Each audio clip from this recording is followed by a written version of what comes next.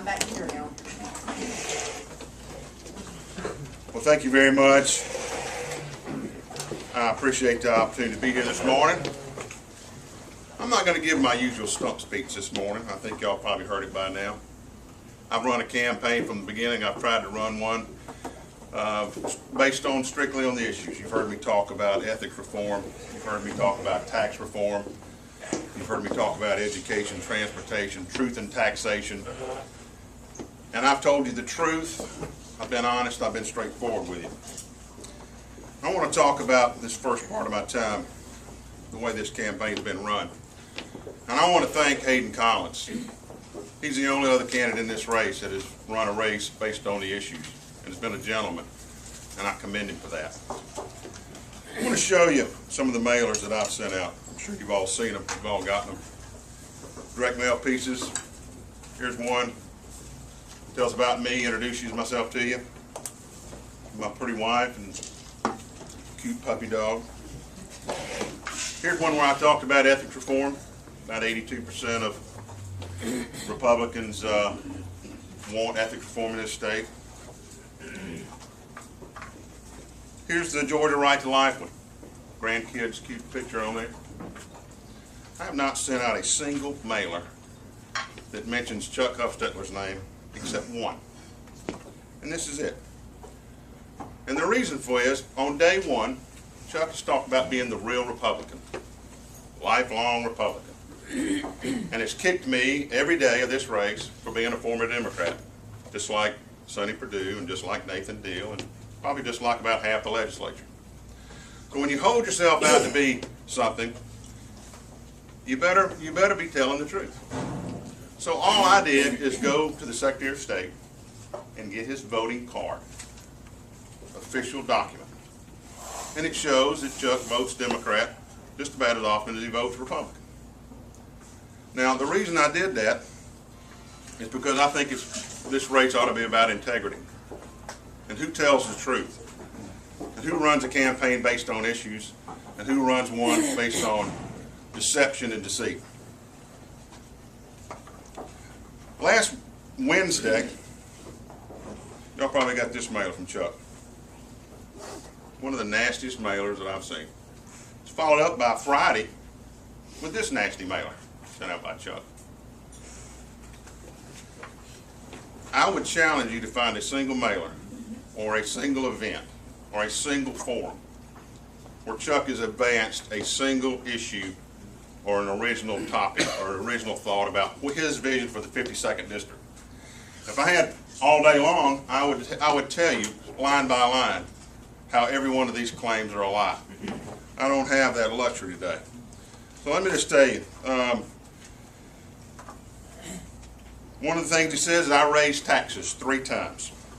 Absolutely false. All you have to do, go to the Floyd County Budget Office and see them for yourself. Here's the numbers in black and white. Chuck then says that he lowered taxes 6 times. Lowered taxes 6 times. Well, is anybody assuming that their taxes go down under Chuck's administration? If you did, I want you to raise your hand. I went to the tax office and pulled the tax records on his own personal house at 3 Orchard Springs Road. Now, they only keep 10 years worth of records in the tax office. So we only got the last 5 years. Here's Chuck's taxes on his own personal house. Remember, he lowered taxes 6 times. In the last 5 years of Chuck's administration, the taxes on his personal residence went up 29%. One of these cards talks about lobbyists spent $10,000 to take me to a private resort. Chuck, if you can produce a lobbyist that has any evidence that they took me to a resort and spent $10,000 on me, I will drop out of this race today. It's absolutely a blatant lie, and you know it. Just like your entire campaign. They have radio spots run by a 529 super PAC in Washington, D.C. Some of the most slanderous remarks that you'll ever want to hear in politics. Says Chuck had to come in after me and clean up the mess I left. Chuck took office 7 years after I left the county commission. Said they had high taxes and debt. There was no debt. We had the lowest millage rate in 30 years. All you have to do is go pull the records for yourself. Question? Yes, sir. What is your opinion on school vouchers? School vouchers? Yes. I am certainly for school choice. I think that we ought to expand all the opportunities and options for teachers, for parents and students. I certainly don't have any problem with the money following the child. I don't have any problem with that at all. I'm a big fan of the College and Career Academy. I think that's a great opportunity that's been around only about since 2007, I believe, where you can literally graduate from high school on one day and graduate from Folk Technical College on the next day. It's a great opportunity. But I am not for dismantling the public education system. Absolutely am not. And that's why I have the endorsement of 42,000 teachers and educators in this state. The way to fix public education, and there's a lot wrong with it, believe me, there's a lot wrong with it, but it's not to undercut and dismantle the public education system in this state. It's to work harder to make it better. It's to spend our money wisely. It's to give parents and students options to prepare them for a global economy. So that's where I am on education. Yes, sir. If you were once a Democrat, what did you wake up one day and say, now I'm going to be a Republican? What happened? Well, I'll tell you, just like Zellmiller said, I didn't leave the Democratic Party. The Democratic Party left me. And you know, the line that I'm in is a long line. Like I said, there's probably half the legislature that was a Democrat at one time. I would say if you're over 40 years old, you probably voted Democratic too. You know, when I pulled Chuck's voting record, I pulled the voting records of a lot of folks in here in the hierarchy of the local party. Ainsley Seville votes Democrat. Dan Hanks votes Democrat. Mike McDougal votes Democrat. So there's a lot of folks. Now the argument was, I did it because I want to vote for the weakest Democrat. Well, that means we put politics over the people. I don't agree with that. If you go back to the 2008 ballot, Chuck, there's not a local Democratic race that had a contested, that had Republican opposition. So that theory doesn't hold water. Yes, sir. Dave, what's your opinion on the effort to bring gambling into Georgia? Well, I'm opposed to casino gambling, and I am opposed. I'm opposed to video lottery games, and I'm opposed to casino gambling. I know we do have to find some new revenue sources for this state. When Georgia ranks 49th in the nation in per capita income, and I've heard some leaders in the state Senate brag about that. They're happy that we're 49th in the nation in per capita income. Let me just caution you, that comes with a price. That's why we're 49th in education. That's why our transportation infrastructure is going off the cliff. That's why we have so many things lacking in the state. Do I want to be first? No. Do I want to be 25th? No. But we've got to find a way to generate some new revenue for this state. And I certainly like the opportunity for voters to have an opportunity to vote on certain things. But I'm opposed to casino gambling. I'm opposed to video lottery games. Yes, sir. You said several times during the campaign that you put friendship over party.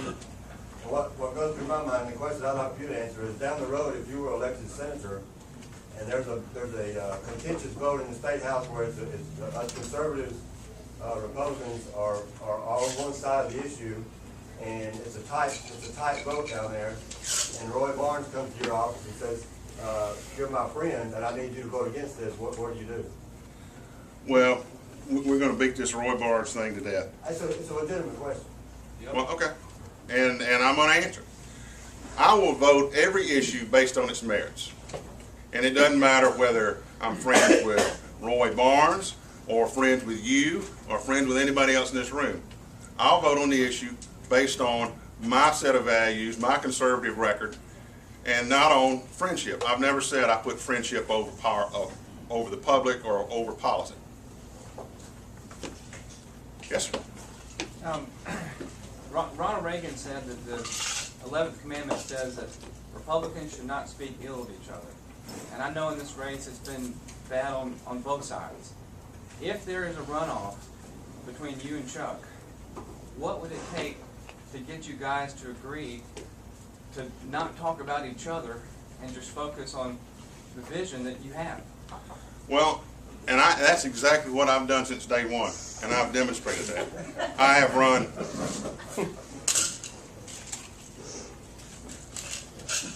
run a campaign based on the issues. Have I responded to attack ads? Absolutely. I'm not going to let this guy or anybody else question my character, my integrity, my business dealings, my family, my children. I'm not going to do it. Show me one piece of literature that he's put out where he's had an original thought about education, transportation, tax reform, anything. It's about, I was on the county commission, I lowered taxes, which he didn't do, and I cut spending, which he didn't do. That's been his mantra. So I said the other day, after he sends out 2 of the nastiest mail pieces, running 230 of the most negative radio commercials that you can, $8,000 worth of radio commercials. I said, if you'll take ownership of those 2 mail pieces that were so bad you were embarrassed to put your name on them, pull down the negative website and stop this garbage on the radio, I'll accept your apology. That still stands, Chuck. I'm ready any day. Yes, ma'am. I have a question, and Chuck, I'll ask you the same one, so you'll kind of get a little heads up to prepare for it. But, you know, in Atlanta, one thing we do is we work together. You work with your House and your Senate members. You can't get anything done, and you go beyond your borders even to work together as a team effort. I just want to know, I keep seeing over and over in this campaign the word clout is used, and that kind of came up during redistricting, that Rome has lost its clout. I'd like to know your interpretation of clout and how you feel personally, and I don't think your ads have said it, but it's come out a lot. So I'd like to know what you define clout as, because it's kind of saying that I don't have a clout. And then also what you feel you can do to add that clout and how we can work together, because I'm there to work with who wins. Well, then that's a good question, and I think you almost answered the question. That is, working together is how you get clout. And we have a legislative delegation that works together. And I've said since day one too. You know, you send me to Atlanta, Georgia as your state senator, I'm going to roll up my sleeves on day one. I already have the relationships. I've been down there 9 years. I've been down there 25 or 30 years walking around that state capitol when my dad was a state senator. I know the folks. I have the relationships. I can start on day one. I have the time. I have the commitment. But I've said I'll roll up my sleeves and I'll work with anybody that wants to move this state forward. I don't care if they're liberal, conservative, Republican, Democrat, independent, black, white. I don't care. I want to find somebody that wants to help me move this state forward. And I'm not going to put party politics ahead of the citizens of the 52nd District. I'll work with everybody in this delegation, and I have a great relationship in the support of John Meadows in Gordon County, and with folks in Bartow County, Paul Battles. And if there's a Democrat in that bunch, I'll work just as hard with them to move this state forward. That's how we get clout in this region. We work together as a team. Yes, sir. I asked about the school vouchers a while ago, and you said you favor school choice. To me, they mean the same thing, but it almost sounded like you're not in favor of school vouchers, but you're in favor of parents and students having a choice. To me, they mean the same thing. What's the difference? Well, I'm not sure. You know, as I said I agree with the money following the child within the confines of a school system. Now, I know there's some folks out there that want to take the money that state gives them to homeschool. I'm against that. They want to take public education dollars and put them in private schools. I'm against that. But money following the child, competition among schools within the school system, charter schools that are run by the local school board and approved by the school board, I'm absolutely all for it. Sorry. Time's up.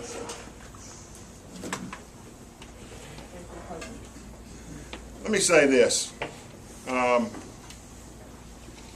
I have run a campaign about issues. Every place I've gone, I've talked about the platform that I started on day one, about ethics reform.